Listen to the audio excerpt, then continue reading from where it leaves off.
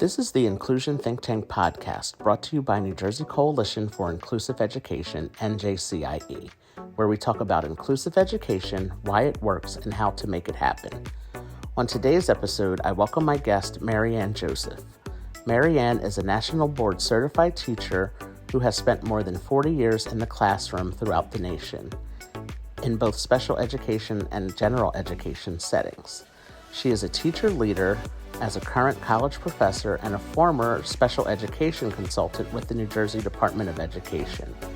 During our conversation, we discussed some important characteristics of what makes someone a leader and the 3 essential leadership components of inclusive education.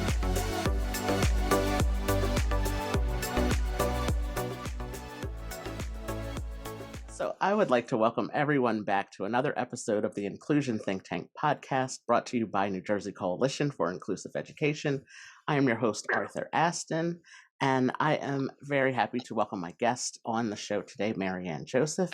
So MaryAnn, thank you so much for joining me today. I'm glad to speak with you again and to have you on as a guest today. My pleasure, Arthur. It's good to talk with you. Yes. So I start off every episode by asking a form of this question, which is to ask my guests to introduce themselves. So can you share a little bit about your story and how you became interested in the world of inclusive education? So my story goes way back, Arthur. There's over 40 years of experience that I've clocked in this area of education.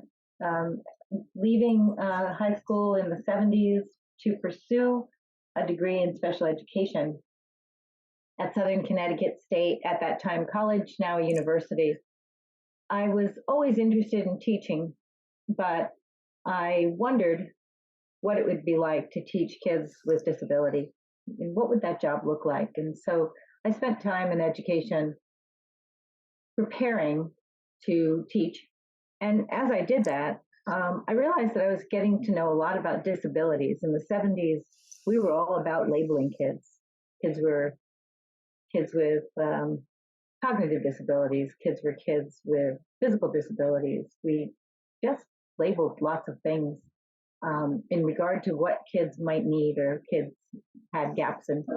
And I started doing that, being able to see different kinds of kids, worked with a lot of different kinds of kids at the Cerebral Palsy Center in New Haven, in schools in New Haven. But I started wondering what I was going to do with them once I figured out what was wrong with them or what was right with them. So I went over to the Department of Elementary Education and I said, hey, I'm a student in the special education department. Can I take some classes in elementary ed? And believe it or not, that was not a common thing to happen in the 70s. They said, oh, no, you get your classes in special ed. That's another building down on the other side of campus. And after a lot of conversation and adding additional classes to my 5-class load to figure out not just what disabilities meant or what kids needed in terms of their gaps, but what they might learn that would be the education that everybody else was learning. Mostly areas of reading and math, but I did that so that I could know as a teacher what to plan for, what to teach those kids in rooms that weren't in the same rooms as kids without disabilities. That's where we were in the 70s. But that's where my first questions began. Wow, that's really it's really great to hear that you were interested like right away when you were taking college courses and just really interested in seeing how you can help those students with disabilities just to, like you said, to learn like everybody else and to, even though they were in separate classrooms back then. And, you saw the need to, make that happen and to help them out. And I like what you said, to find out what was right and what could, what they could do and just really focus on that and make it happen. I love hearing the beginnings of people's journey into the world of inclusive education and to just see how see how they got to where they are. And like you said, that's over 40 years ago. And, it's just really, really cool. Well, thanks. Thanks. Yeah. It was just an honest quest Yeah. to try and make classrooms the best they could for kids with disabilities. Yeah. So my next question is, how would you define inclusive education? What does inclusive education mean to you? Well, I think the first word that comes to mind is difficult. I think inclusive education is difficult. My role right now is a consultant, and I work with school districts to try to include kids with disabilities, to try to build inclusive programming. But I have to tell you, it's not easy. It takes boldness, it takes patience, it takes lots of different pieces. And so I think it's hard to do or have inclusive education. That's the first word that comes to mind. The second word that comes to mind is belonging. We want everybody to belong. We talk about these communities that we have as schools. We talk about schools as families. In fact, there's a school down in South Jersey that has a big banner as you walk in that says, "We are family." And that's what schools are building these days. But we want it in an authentic way, right? Not in a mascot way, not in a, oh, it's so nice to take care of this person who looks different way, but a real true authenticity. So words that are key to me when I think about inclusion is that it's difficult, is that it's about belonging, and is that it's about authenticity. Those three things are important. I love the authenticity part. That is, it's so true. It's not just, it's not that we're just doing it because it's the thing that's in right now, the cool thing to do.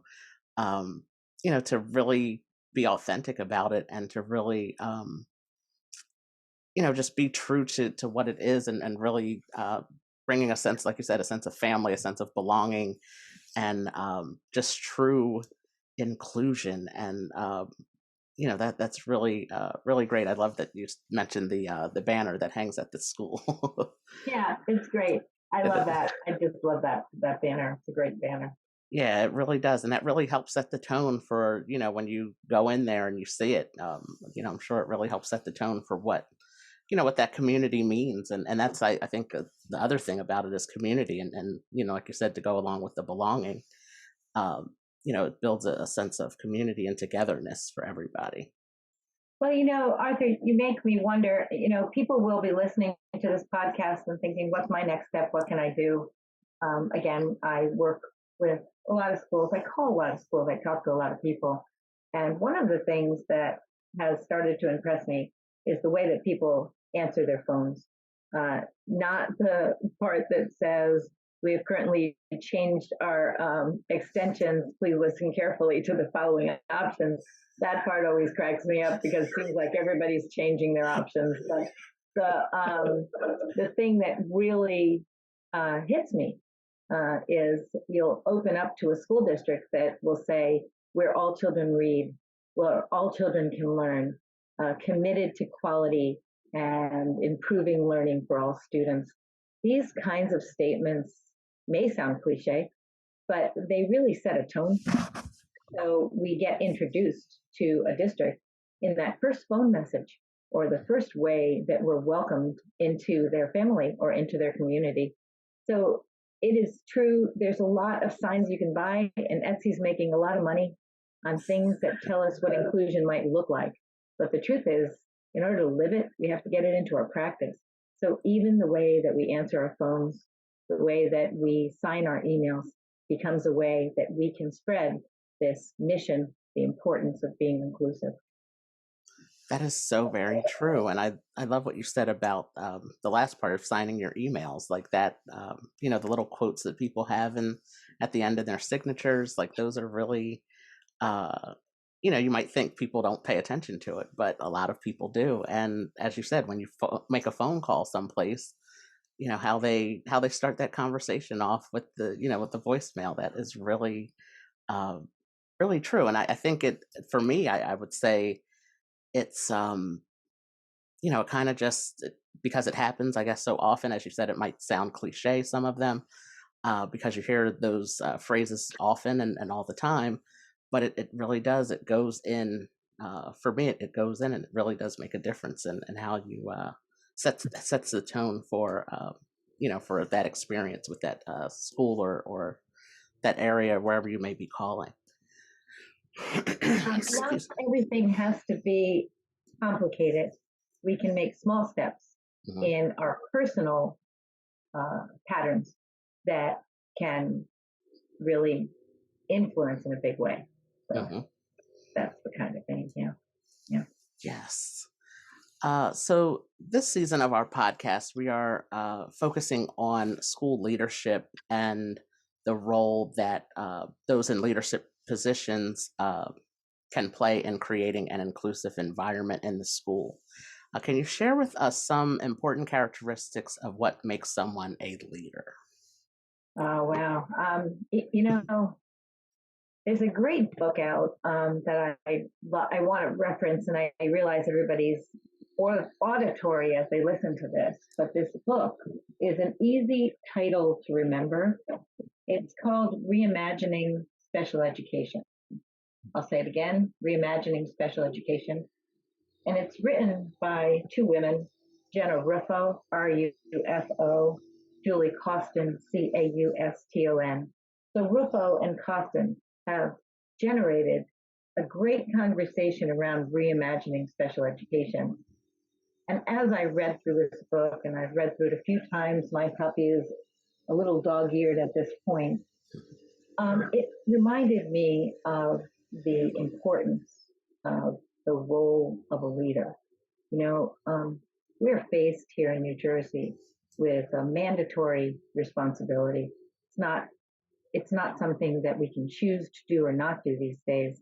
New Jersey's ranking as a state in the national rankings regarding inclusion is a sobering last in terms of 50, not 50, but 52 territories and states in the United States. Leaders in schools today face this data, face this stark reality in a way that calls us to action. We have to do something about this. So when we talk about leaders and inclusion here, we don't have a choice anymore. We need to reimagine special education in terms of 21st century learning, in terms of the civil right that students have to be in classrooms that are inclusive, where they are genuinely included as a part of that family and belong in that family. So leaders need to be aware of this huge responsibility laid before us, that things need to change and change in New Jersey toward inclusion. So what makes a leader? With that kind of stark reality facing us, leaders have to have clear expectations, really define and understand what they are looking for in their schools so that they can build environments that are indeed inclusive. Leaders have to be able to provide feedback that dedicates all to the mission, not just one or some, but really leads with an authority that says we are on this journey together. And that feedback that they provide in the hallway as a part of a teacher observation at a board meeting has to be clearly connected to this important task of being inclusive in New Jersey schools. Leaders also have to believe that change can happen. They have to believe that they are part of that change and find the change makers to make that work so that they can see and celebrate the change. Being a leader means knowing that there is work to be done and rolling your sleeves up and getting to the work so that we can make a difference. Students are that important, and students deserve the education that we offer to everyone as a civil right. That's great. I love the believe, like they have to believe, and feedback too. I think that is I think that is a really great thing to mention. But The it's message there is not to be passive. You can't put a statement forward and say this is what we believe and then not live it every day. And again, the living it every day is in the small things we do and the big things we do. It's in the way we hire, it's in the way we organize our schools, it's in the way we staff, it's in the way we build classrooms, it's in the materials we buy, it's in all of those little pieces, but it's also in the way we say hello and good job in the hallways. So leaders' feedback is what keeps the wheels rolling toward the vision that that leader has. Otherwise, everybody just passively puts a check mark next to something that they theoretically believe but don't see in action. Yeah, it's as it says, it starts at the top. So for the leaders of the school districts to really believe in what they are, what they're putting out there, I think it's really important to making everyone else uh, come along and join that journey of making an inclusive environment in the school. So that's really, I wanted to make sure that we touched on that and to really share that information.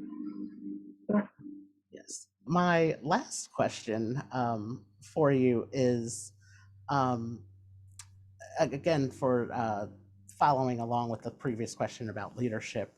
What would you say are three essential leadership components of inclusive education?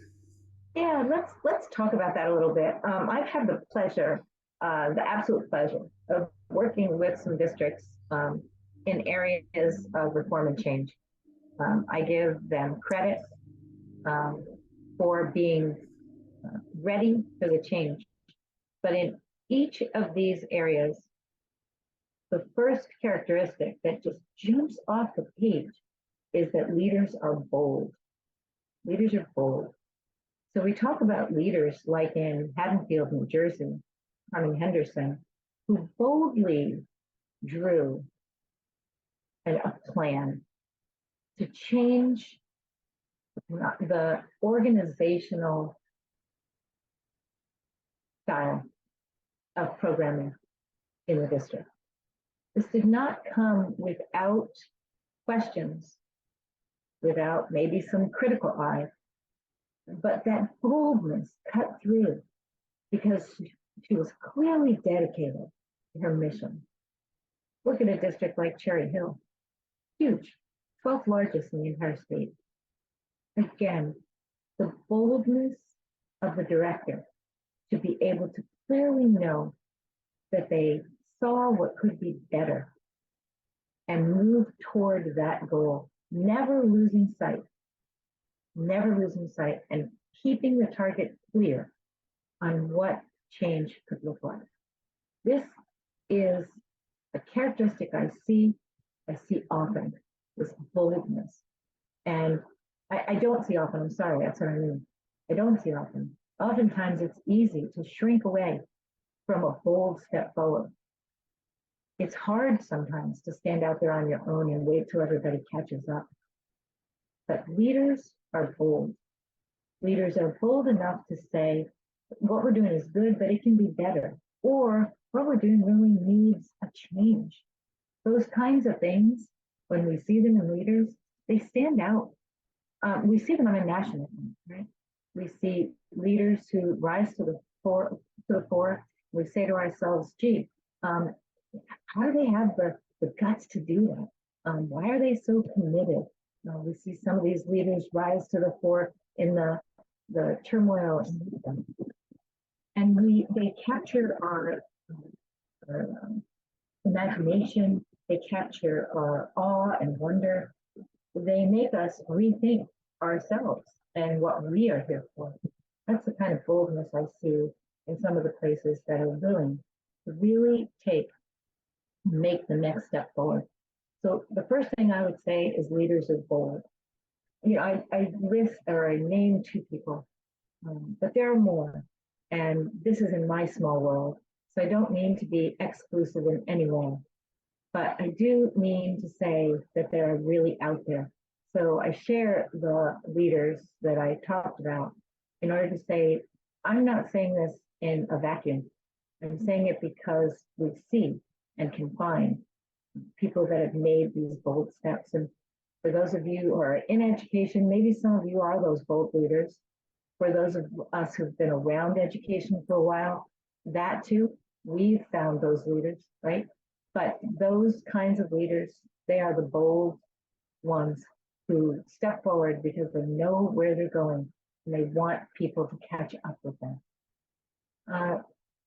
The second thing I would say, and I say this from my passion, my place of passion, as a former employee in the New Jersey Department of Education, leaders need real knowledge, not fake knowledge, not somebody else's knowledge, not book knowledge, but they need real knowledge of the New Jersey Law and Code.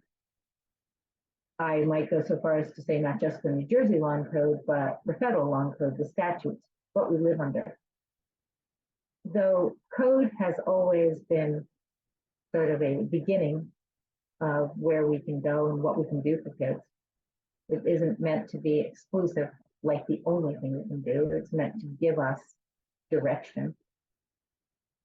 Leaders who weren't well grounded in those foundational pieces often get themselves mixed up, maybe don't take steps forward that are cemented, maybe build a structure that has fractures or cracks in it. Before you can be bold, you have to be knowledgeable. You have to know enough so that when you're making changes, you're making them on a strong footing and foundation. The other thing is, it's hard to argue when the work comes from such a good and clear direction as our IDEA code and our NJ administrative code. So I would say the second thing that leaders really need is knowledge of the law and code. Now, there's a lot of ways to get that. You can certainly study it. There's classes at Rutgers. I teach one of them. I'm sure a lot of our universities have law and code classes. But we find that in community as well. There's some really neat things happening in our counties where people come together and they ask themselves hard questions about the law and code. It's community that kind of brings life to the stark statutes that we can read that sometimes don't make much sense or don't give us real fruitful ways to embody the code. So it's the knowledge of law and code, but the application comes alive in talking about it, talking through it. I love doing this in places that want to change. There's some young leaders out there that give me a call from time to time. Tiffany and Mount Holly is one, thinking of Katie. Those people want to make a change, but they want to be sure that they're walking in the right way. And so this knowledge of law and code is something they check in on. Again, that's built in community. It's built with people who've been around a while. Well, I already confessed to been around since the inception of IDEA in the 70s, right? But we need this real knowledge of law and code.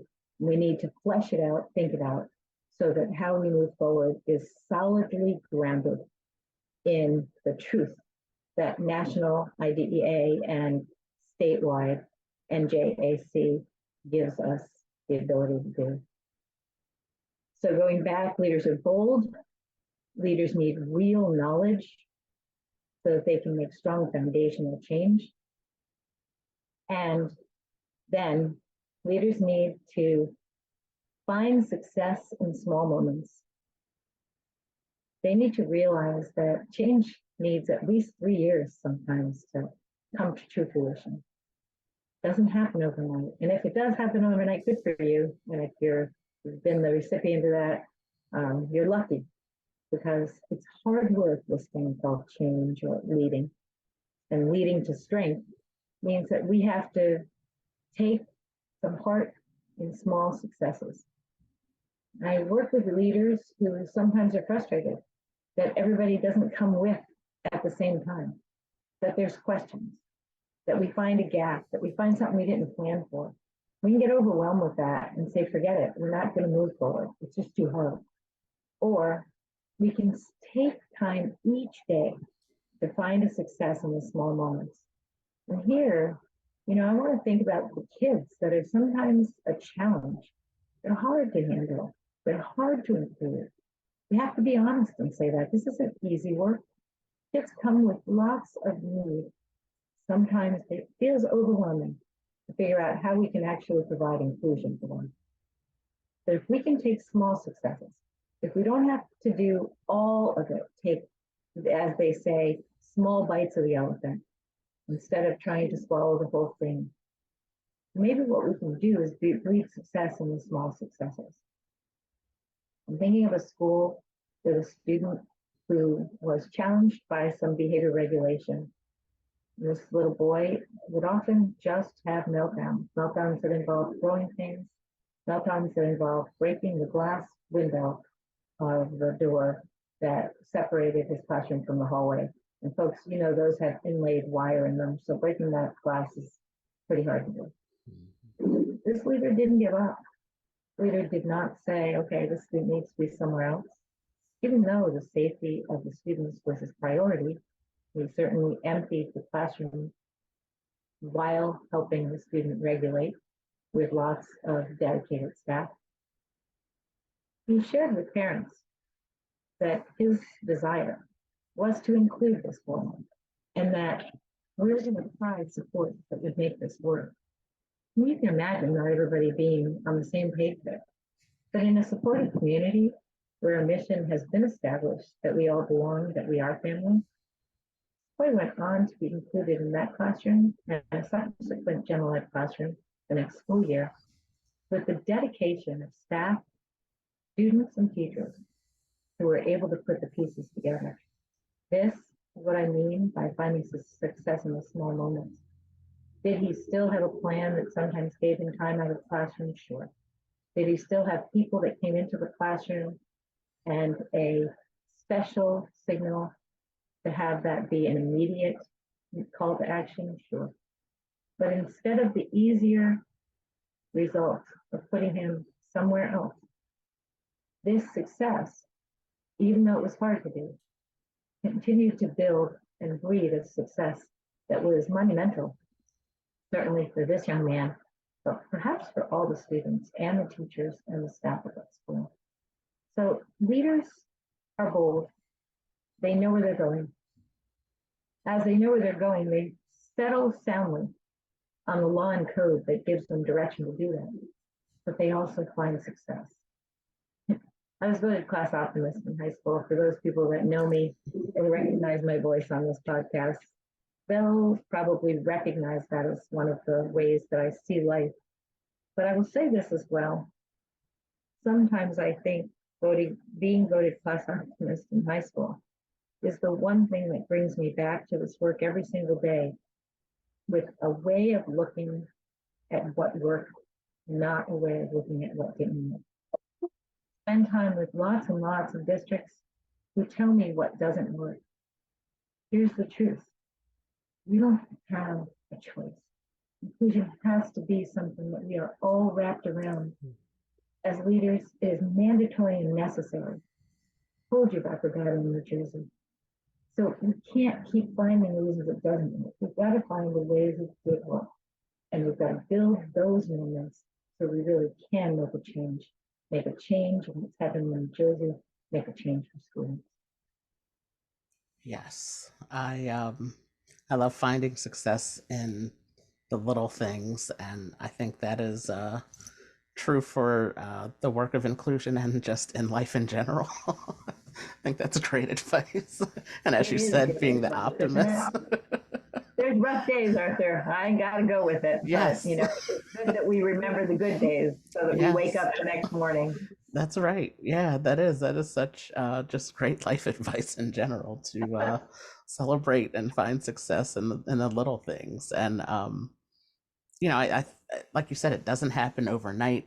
This inclusion, it's not a big overnight success kind of thing that you'll see, but in the small things you can see that, this school year, you're not where you were last school year and not even last month, and just to keep moving forward and, just keep looking toward that end goal, and knowing that you're headed in the right direction. And like you said, to focus on what's going right and what works, instead of like what, the things that don't work. And, you tried it, it didn't work, but you have to keep moving forward and, try other things. And it's all going to work out, although it may be slow and may seem slow, the process and the journey, but it's all worth it in the end, to make sure that everybody is included and, a part of the whole community and the family that is the school, and all of that. So, yeah, that Yeah. was really Yeah. great. Oh, good. Good. Yes. So, MaryAnn, thank you so much for this conversation. I really enjoyed, this conversation. I enjoyed speaking with you a few weeks ago to plan this conversation. And a lot of the schools that you mentioned are in the area that I grew up in, so I'm very familiar with the work that they're doing, and the work that they have done. I was actually in a school in Cherry Hill yesterday. Oh, wow. Yeah, at Cherry Hill High School East. So, Okay. There you go. yeah, so I'm very familiar with with the districts in this Camden County area of New Jersey. So it's great to see and to hear of the work that that those districts and so many other districts are doing to, make inclusion a true and authentic experience in their districts for their students and the families. Again, I love what you said about the being authentic to it. That is so true and so important with, again, not just in the work of inclusion, but in life in general. It's just great life advice. We'll just call it life lessons that I'm Yes. Yes. It was a pleasure talking with you. I hope you hear my passion. I think that I think that we're all put here for purpose on this life. I think the conversation around inclusion is really purposeful. It wakes me up in the morning. It keeps me up at night sometimes, but it certainly gives me energy. It's a passion that I like to share with those who are ready to do the hard work of LEAD. We have a call to action in New Jersey, right? I really want to stress that this isn't just a nice conversation. It's so important, leaders, to really start thinking about what the future can be. Small changes, little steps forward. This is what we need to do in New Jersey. We can't stand on the sidelines anymore and wait for something to happen to make it happen. So those kinds of conversations we should be at the ready for, take advantage of, and move forward with real conviction, so that we can do more for those with disabilities in New Jersey, so that we can lead, so that we can be at a place that's not at the bottom of the pack, and say that New Jersey can make a difference. Yes, I agree. It's been great talking with you, and thank you again for your time. And You take care. Yes, you too, and I'll be in touch soon. All right, goodbye. Great. Bye-bye. Bye. We thank you for listening to this episode of the Inclusion Think Tank podcast. This podcast is brought to you by New Jersey Coalition for Inclusive Education, NJCIE. Be sure to subscribe on YouTube, Spotify, or Apple Podcasts, and don't forget to follow us on social media at NJCIE. Until next time.